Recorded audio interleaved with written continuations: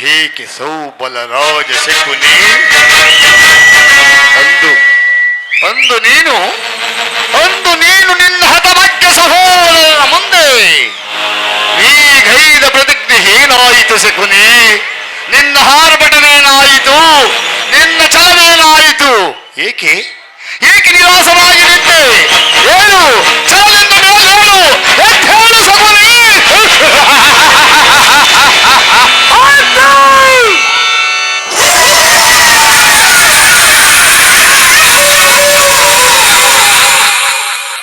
ಈ ಸೌಬಲ ರಾಜ ಶಕುನಿಯ ಶ್ವಾಸನೆಗಳನ್ನು ಅಲ್ಲೆಗಳೆಯುತ್ತಿರುವ ಆರಮ ಮರುಗಳೇ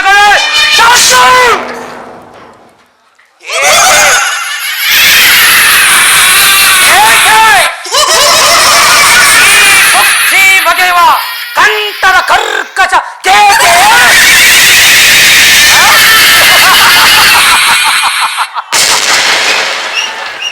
ಪ್ರಳಯಾಗ್ನಿ ಜ್ವಾಲೆಯನ್ನೇ ಪ್ರಚೋದನೆಗೈಯಬಲ್ಲ ಪ್ರಚಂಡ ಮಾರುತದ ಪ್ರಳಯ ತಾಂಡವ.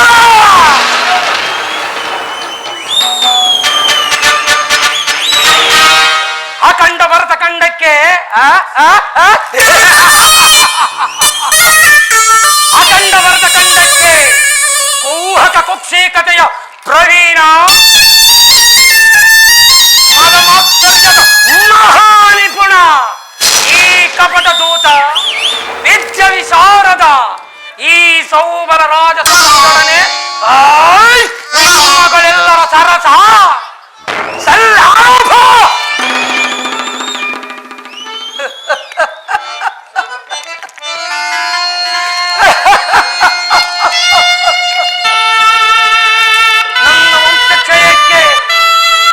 ನನ್ನ ವಂಶಕ್ಷಯಕ್ಕೆ ಕಾರಣಕರ್ತನಾದ ದುರ್ಮತ್ತ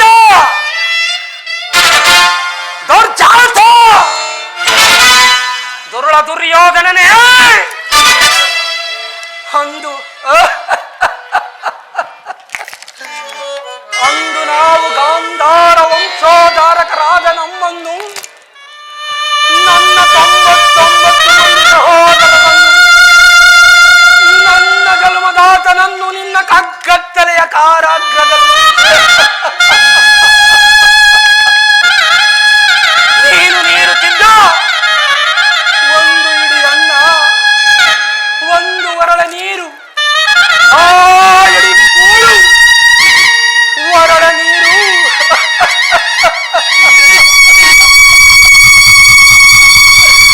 ನನ್ನ 99 ಮಂದಿ ಸಹೋದರರ ಅತಿವು ಬಾಯಾರಿಕೆಯನ್ನೀಡೇರಿಸುತ್ತಿರಲಿಲ್ಲ. ಅತಿವು ಬಾಯಾರಿಕೆಯನ್ನೀಡೇರಿಸುತ್ತಿರಲಿಲ್ಲ. ಆ ಇಡಿ ಕೂಳನ್ನು, ಆ ಒರಳ ನೀರನ್ನು ನನ್ನ ಸಹೋದರರು ನನಗೆಟ್ಟು ನನ್ನ ತೋಸದಲ್ಲಿ ಉಸಿರು ಬತ್ತದ ಹಾಗೆ ಮಾಡಿ ಒಬ್ಬೊಬ್ಬರಾಗಿ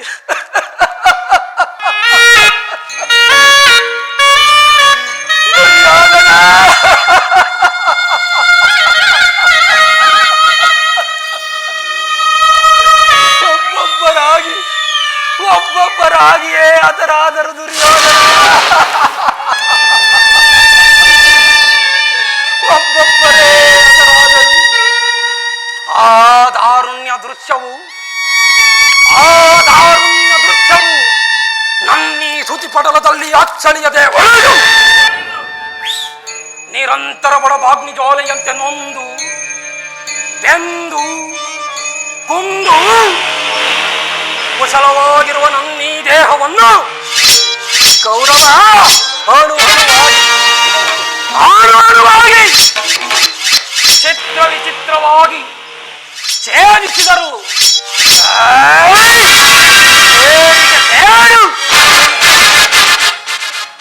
ರಕ್ತಕ್ಕೆ ರಕ್ತ, ಪ್ರತೀಕಾರಕ್ಕೆ ಪ್ರತೀಕಾರ.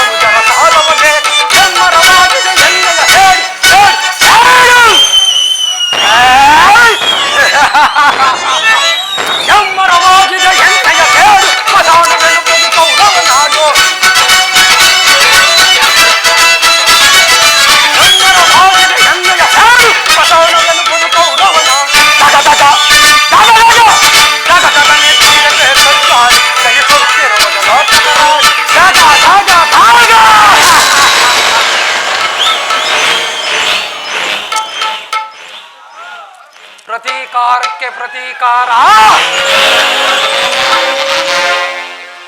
ಎಂಬ ಮದ ಮಾತ್ಸರ್ಯದ ಮಾತುಗಳೇ ಹೊರತಾಗಿ ಮತ್ಯಾವ ಆಸೆ ಆಕಾಂಕ್ಷೆ ಎನ್ನಲ್ಲಿ ಅಸಾಧ್ಯ. ದುಷ್ಟ ದುರ್ವಿಧಿಯಾಟ್ಟಾಸದಿಂದ ದುರ್ಮತ್ತನಾಗಿ ಮೆರೆಯುತ್ತಿರುವ ದುರ್ಯೋಧನನೇ, ಅಂದು ನಾನು ಸಹ ನಿನ್ನಂತೆಯೇ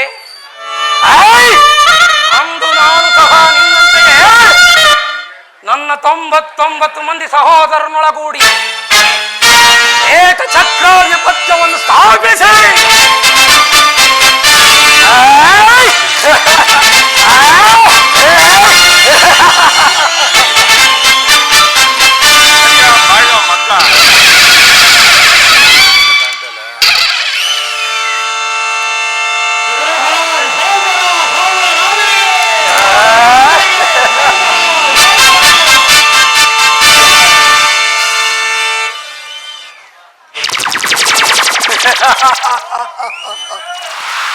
ನಾನು ನಿನ್ನಂತೆಯೇ ನನ್ನ 99 ಮಂದಿ ಸಹೋದರನ ಗೌಡಿ ಏಕಚಕ್ರಾಧಿಪತ್ಯವನ್ನು ಸ್ಥಾಪಿಸಿ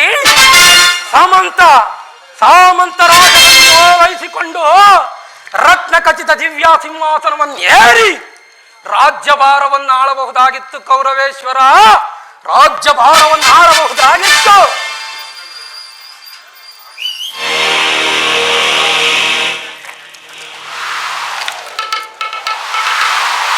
ಆದರೆ ಅಂದಿನ ಆಸೆ ಆಕಾಂಕ್ಷೆಗಳು ಗಾಳಿ ಗೋಪುರವಾದವು. ಗತಸ್ಮರಣೆಯಿಂದ ಭವಿಷ್ಯವು ಆಲಸ್ಯವಾಗುವುದು. ಅಂತೆಯೇ ಕೌರವೇಶ್ವರ, ನಾನು ನಿನ್ನೊಡನೆ ಸೇರಿಕೊಂಡು ಆಡಿ ಗಡಿಗೂ ನಿನ್ನನ್ನು ಅಡ್ಡಗಟ್ಟಿ ಅಡ್ಡ ದಾರಿಯಲ್ಲೇ ನಡೆಯುತ್ತೇನೆ.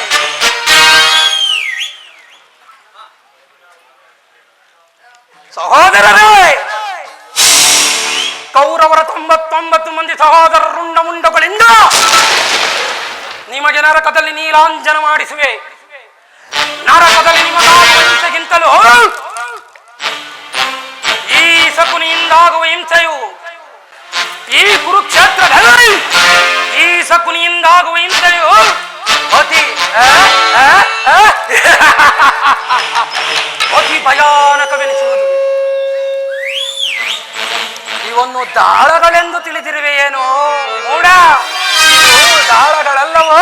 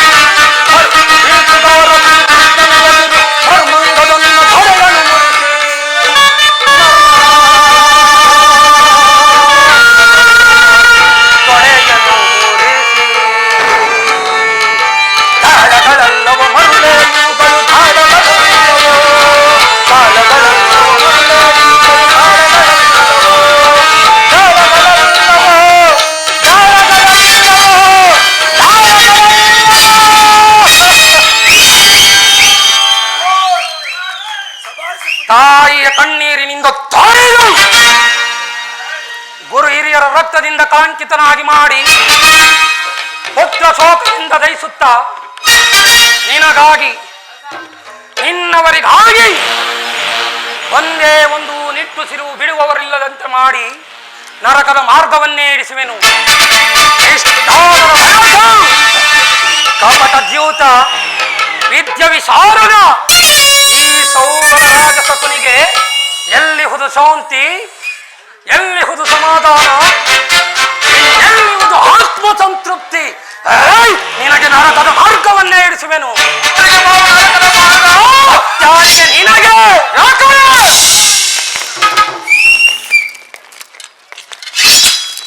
ನಿನಗಲ್ಲವಯ್ಯ, ನಿನ್ನ ಪರಮ ವೈರಿಗಳಾದ ಆ ಪಾಂಡವರಿಗೆ ಎನ್ನುವಷ್ಟರಲ್ಲಿ ಅದೇ ಕೈಯ ಆರ್ಭಟಿಸುತ್ತಿರುವೆ. ನಾನು ಮಾಡಿದ ಕಾರ್ಯವಿಕ್ತವೇ ಶಕುನೆ. ಚಿಂತೆ ಏಕೆ ಕುರುರಾಜ? ಜಯದ್ರಥ ಕೃತವರ್ಮಾದಿಗಳು ನಿಮ್ಮ ಸಹಾಯಕ್ಕಾಗಿ ಸೈನ್ಯ ಸಮೇತರಾಗಿ ಹೊರಟಿರುವರೆಂದು ದೂತನು ಈ ದಿನ ಸಮಾಚಾರವನ್ನು ತಂದನಲ್ಲವೇ? ನಾನದಕ್ಕಾಗಿ ಚಿಂತಿಸಿದ್ದಲ್ಲ ಮಾವ. ಈ ದುರ್ಯೋಧನನು ಅಸಹಾಯ ಶೂರನು ತನ್ನೆರಡು ತೋಲ್ಬಲಗಳಿಂದ ಆ ಪಾಂಡವರ ಸಮಸೈನ್ಯವನ್ನೇ ಎದುರಿಸಬಲ್ಲೆ. ಆದರೆ ಜ್ಞಾತ ಹಿಂಸೆ, ಸೊಯಿತ ಕಲಹ ಇದು ಉಚಿತವೇ ಮಾವ. ಆ ದಿನ ನಾನು ದ್ವಾರಕಿಗೆ ಹೋಗಿದ್ದಾಗ ಕೃಷ್ಣನು ಯೋಧವು ಅಧರ್ಮವೆಂದ ಎಷ್ಟೋ ವಿಧವಾಗಿ ಹೇಳಿದನು ಮಾವ. ಅವನ ಮಾತನ್ನು ನಿರಾಕರಿಸಿದೆ. ಕೃಷ್ಣನ ಮಾತು ಶತ್ರು ಜಾತಿಯ ಪರಮ ವೈರಿ, ಅವನ ಮಾತು ಪರಿಗ್ರಹವಲ್ಲ ಬಿಡು ದುರ್ಯೋಧನ.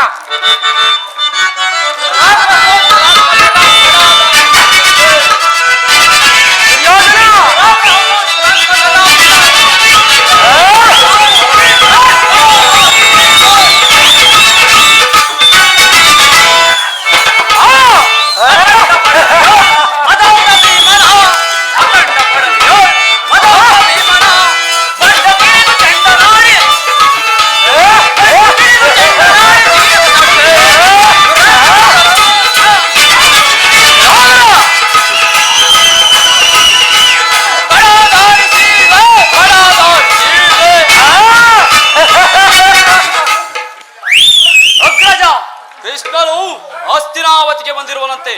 ನಾಳೆ ಪ್ರಾತಃ ಕಾಲ ರಾಜಸಭೆಯಲ್ಲಿ ಶಾಂತಿ ಸಂಧಾನವನ್ನು ನಡೆಸುವನಂತೆ. ಅಗ್ರಜ ಸಂಧಾನವನ್ನು ನಡೆಸುವನಂತೆ. ಏನು ಸಹೋದರ, ಕೃಷ್ಣನ ಹಸ್ತಿನಾವತಿಯಲ್ಲಿ ಹೋಗು ಸಹೋದರ, ಅತಿಥಿ ಸತ್ಕಾರಕ್ಕೆ ಸಿದ್ಧ ಮಾಡು. ಅಗ್ರಜ, ಆ ದರ್ಪಿತ ಗೋಪಾಲನು ಎಂದಿಗೂ ನಮ್ಮ ಸತ್ಕಾರವನ್ನು ನಿರೀಕ್ಷಿಸುವುದಿಲ್ಲ.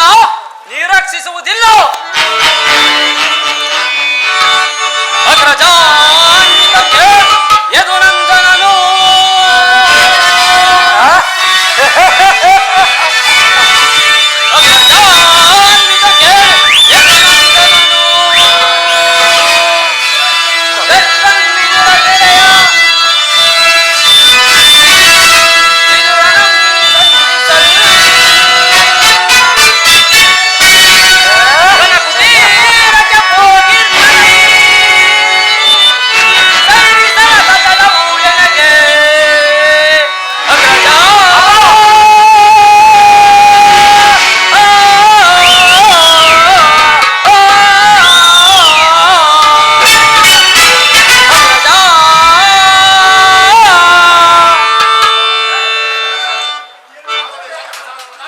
ಆಗಲೇ ರಾಜಪ್ರಸಾದವನ್ನು ದಾಟಿ ಆ ದರಿದ್ರ ವಿದುರನ ಮುರುಕು ಜೋಪಡಿಯನ್ನ ಆಶ್ರಯಿಸಿರುವಂತೆ. ಅಗ್ರಜ, ಏನು ಎಷ್ಟೊಂದು ಅವಹೇಳನ ಅಣ್ಣ.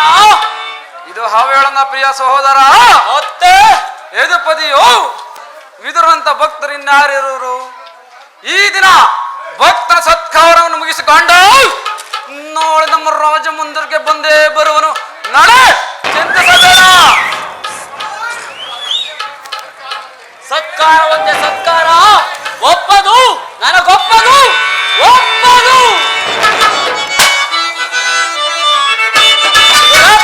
ದ್ರೋಹಿಗಳ ಮದವ ಮುರಿದೆ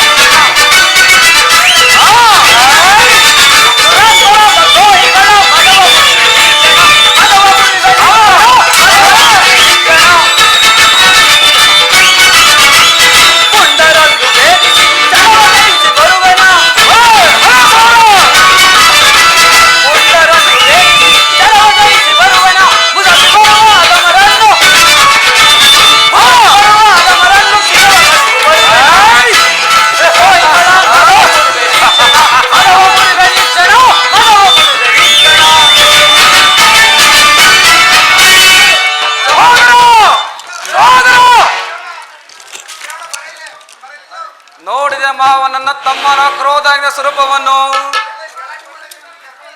ಮಜ ಗಜಗಳಿಸಿದ್ದರೇನು ಮಾವ? ಒಂದು ಸಿಂಹಕ್ಕೆ ಈಗ ಏನು ಮಾಡುವುದು ಮಾವ? ಕೃಷ್ಣನ ಸಂಧಾನಕ್ಕೆ ಸಮ್ಮತಿಸಲೇ ಅಥವಾ ಯುದ್ಧ ಸಿದ್ಧವೆನ್ನಲೇ? ಕೃಷ್ಣನ ಕ್ಷತ್ರಿಯ ಜಾತಿಯ ಪರಮವೈರಿ ಭರತ ವರ್ಷದಲ್ಲಿಯೇ ಕೌರವೇಶ್ವರ ಕೃಷ್ಣನ ಶಾಂತಿಗಾಗಿ ಇಲ್ಲಿಗೆ ಬಂದವನಲ್ಲ. ಮತ್ತೆ ಆಗಿದ್ದ ಪಕ್ಷದಲ್ಲಿ ಚಲದಂಕಮಲ್ಲ, ಹಸ್ತಿನಾಪುರದೀಸ, ಅಷ್ಟೈಶ್ವರ್ಯ ಸಂಪನ್ನ, ಗಂಡುರಾಯರ ಗಂಡು ಬೇರುಂಡ ಈ ಸಾರ್ವಭೌಮನ ವೈಭವವನ್ನು ದೃಢೀಕರಿಸಿ ಆ ದಾಸಿ ಪುತ್ರಿಯ ಮುಡುಕು ಜೋಪಡಿಯನ್ನಾಶ್ರಯಿಸುತ್ತಿದ್ದನೆ ಕೌರವೇಶ್ವರ. ಪ್ರಾರಂಭದಲ್ಲಿಯೇ ಸಹಿಸಲಾಗದಂತ ಅಪಮಾನ. ಈ ಅಪಮಾನವನ್ನು ನೀನು ಹೇಗೆ ಸಹಿಸುವೆ ಕೌರವೇಶ್ವರ? ಮಾವ, ಕೃಷ್ಣನಲ್ಲಿ ನಿನಗೆ ಇಷ್ಟೊಂದು ದೇಶ ಬೇಕೆ? ಕೃಷ್ಣನ ಕ್ಷತ್ರಿಯ ಜಾತಿಯ ಪರಮ ವೈರಿ ಭಾರತ ವತ್ಸದಲ್ಲಿಯೇ ಕ್ಷತ್ರಿಯನ್ನರನ್ನು ನಿರ್ಮೂಲ ಮಾಡಲು ಅವತರಿಸಿರುವುದು. ಶಿಶುಪಾಲ, ಜಲಾಸಂಧ ನಿನಗೆ ಎಂತಹ ಮಿತ್ರರಾಗಿದ್ದರು? ಕಾರಣವಿಲ್ಲದೆ ಅವರನ್ನು ಸಂಹರಿಸಿ ಅರಳು ಮರಳು ಮುದಕನಾದ ಉಗ್ರಸೇನನನ್ನು ನೆಪ ಮಾತ್ರಕ್ಕೆ ಸಿಂಹಾಸನದಲ್ಲಿ ಕುಳ್ಳಿರಿಸಿ ಸುರಪವನದಿಂದ ಪ್ರಮರ್ಥರನ್ನಾಗಿ ಮಾಡಿ ರಾಜಲಕ್ಷ್ಮಿಯನ್ನು ತಾನು ವಶಪಡಿಸಿಕೊಂಡನು. ಇಂಥವನಿಗೆ ಮನ್ನಡೆ ಕೌರವೇಶ್ವರ. ಹಾಗಾದರೆ ನನ್ನನ್ನು ದೋರ್ಗೆ ಕಳಿಸಿದ ಮಾವ ನಂದ ಗೋಪನ ಮನೆ ಬಾಗಿಲ ನೆಂಟು ಈ ದುರ್ಯೋಧನನ ಸಹಾಯವನ್ನು ಬೇಡಿದ್ದು ಉಚಿತವ ಕಾರ್ಯವೇ? ಅದಕ್ಕೊಂದು ಉದ್ದೇಶವಿತ್ತು ಕೌರವೇಶ್ವರ. ಏನಾ ಉದ್ದೇಶ? ಕಾಳಸರ್ಪದ ವಿಷದ ಹಲ್ಲನ್ನು ಕಿತ್ತ ಬಳಿಕ ಅದರೊಡನೆ ಸರಸವಾಡಬಹುದಲ್ಲವೇ ಕೌರವೇಶ್ವರ? ಹೇಗೆ ಮಾವ?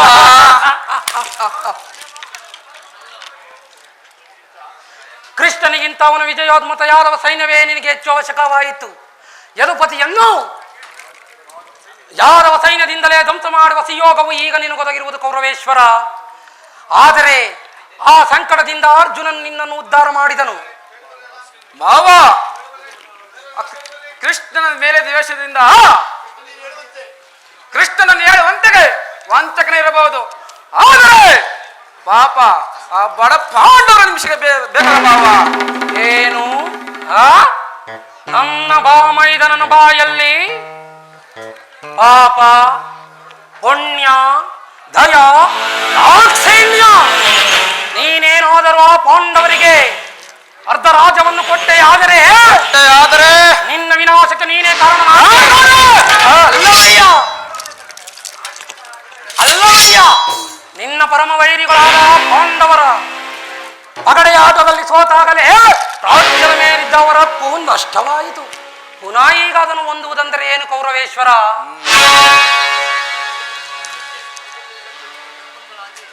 ಕ್ಷತ್ರಿಯ ವೀರರಿಂದ ಅನುಭಕ್ತಳಾಗಿ ಕುರುಭೂಮಿಯ ರಾಜಲಕ್ಷ್ಮಿಯನ್ನು ಭಿಕ್ಷುಕರ ಯಾಚಲಾಂಚನೆಯಲ್ಲಿಡುವುದು ಉಚಿತವಲ್ಲ ಕೌರವೇಶ್ವರ.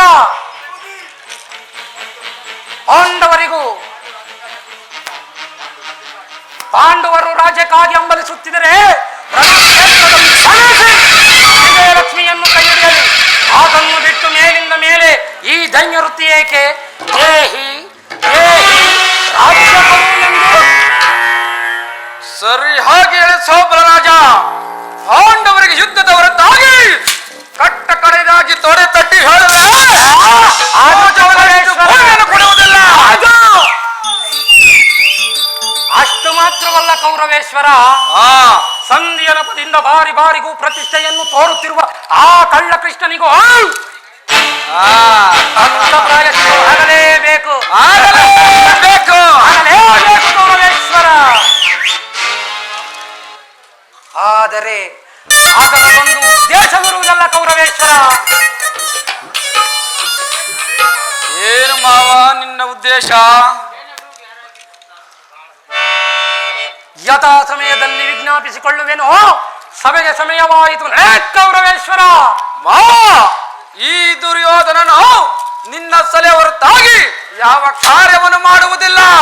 ಕೌರವೇಶ್ವರ, ಮಾವ, ಕೌರವೇಶ್ವರ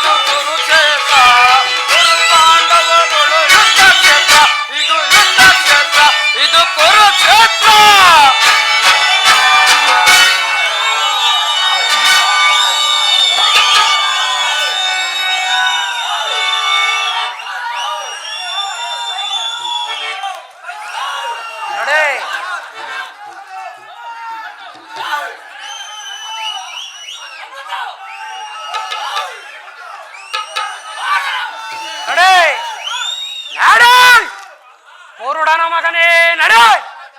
ಏನೆಂದೆ ನೀನು? ನನ್ನ ಸಲಹೆಯನ್ನೇ ಕೇಳುವೆ?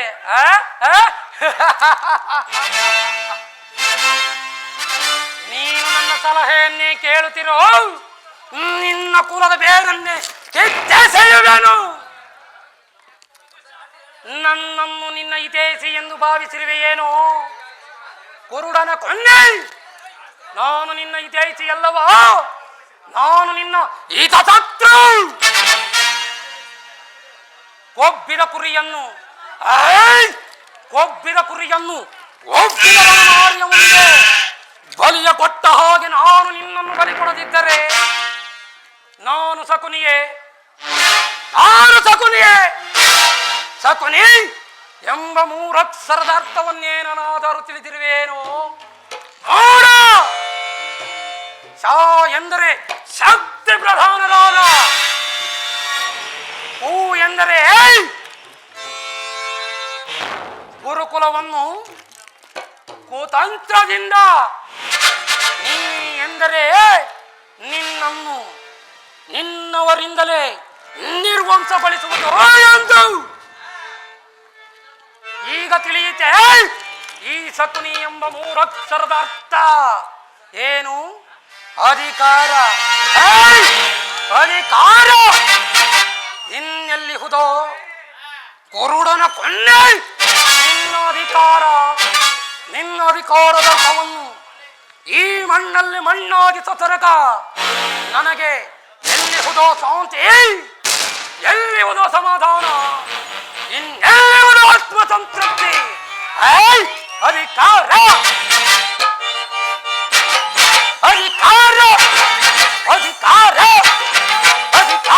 ಮದದಿಂದ ಒಪ್ಪಿ ಮೆರವೆಯ ಭೀಮನಿಗೆ ಬಲಿಯ ಕೊಟ್ಟು ನಾನು ನೋಡುವೆ, ದೇಶ ನಾನು ನೋಡುವೆ, ಪಾಪಿ ನಾನು ನೋಡುವೆ, ಮೂರ್ಖ ನಾನು ನೋಡುವೆ. ಅಧಿಕಾರ ಮದದಿಂದ ಒಪ್ಪಿ ಮೆರವೆಯ ಭೀಮನಿಗೆ ಬಲಿಯ ಕೊಟ್ಟು ನಾನು ನೋಡುವೆ, ದೇಶ ನಾನು ನೋಡುವೆ, ಪಾಪಿ ನಾನು ನೋಡುವೆ, ಮೂರ್ಖ ನಾನು ನೋಡುವೆ.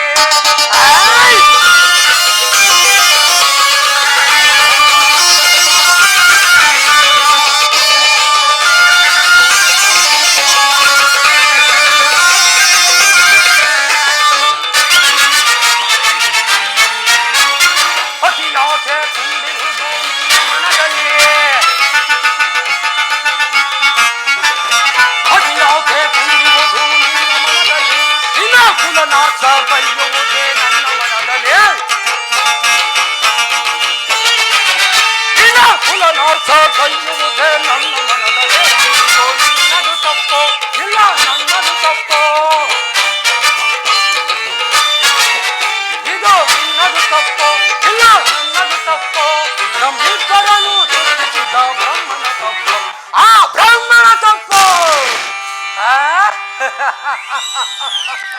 ಅಧಿಕಾರ ಇನ್ನೆಲ್ಲಿಹುದೋ ನಿನ್ನ ಅಧಿಕಾರ? ಕುರುಡನ ಕೊಂದೆ ಅಧಿಕಾರ ಮತದಿಂದ ಬುದ್ಧಿ ನೆರವೇಯ ಭೀಮನಿಗೆ ಬಲಿಯ ಕೊಟ್ಟು ನಾನು ನೋಡುವೆ, ಈಗ ನಾನು ನೋಡುವೆ, ಪಾಪಿ ನಾನು ನೋಡುವೆ, ಮೂರ್ಖ ನಾನು ನೋಡುವೆ. ಕೌರವೇಶ್ವರ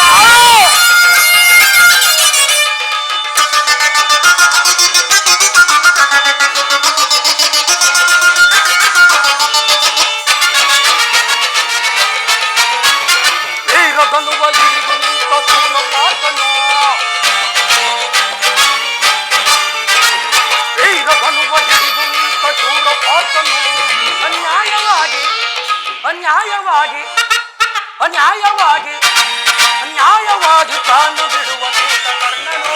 ಅಯ್ಯೋ ಕರ್ಣ, ನ್ಯಾಯವಾಗಿ ಪ್ರಾಣ ಬಿಡುವ ಸೂತ ಕರ್ಣನೋ.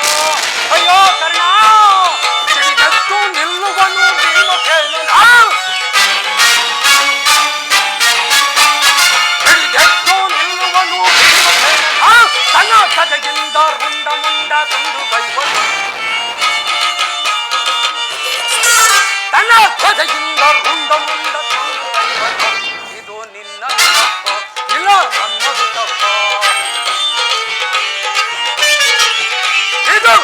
ನನ್ನದು ತಪ್ಪು ಇಲ್ಲ ನನ್ನದು ತಪ್ಪು ನಮ್ಮಿಬ್ಬರನ್ನು ಸೃಷ್ಟಿಸಿದ ಬ್ರಹ್ಮನ ತಪ್ಪು ಆ ಬ್ರಹ್ಮನ ತಪ್ಪು ಅಧಿಕಾರ ಅಧಿಕಾರ ಅಧಿಕಾರ ಅಧಿಕಾರ